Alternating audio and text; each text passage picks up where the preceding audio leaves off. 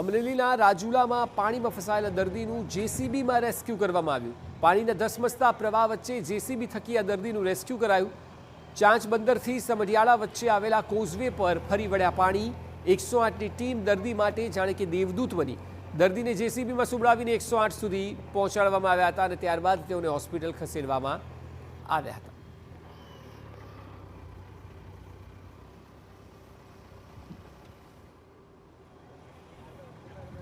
અમરેલી જિલ્લામાં સતત વરસાદી માહોલ છે. સાવરકુંડલા અને આસપાસના ગ્રામ્ય વિસ્તારોમાં વરસાદ છે. ખડસલી ગામે ધોધમાર વરસાદ આવતા સ્થાનિક નદીમાં પૂર આવ્યું છે. ખડસલી ગામની જામવાડી નદીમાં પૂર આવ્યું છે.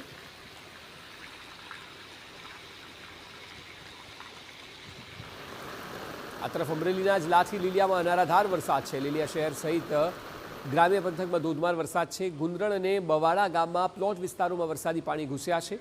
નાના કણકોટ, હરિપર, એકલેરા ગામમાં પાણી ભરાયા છે.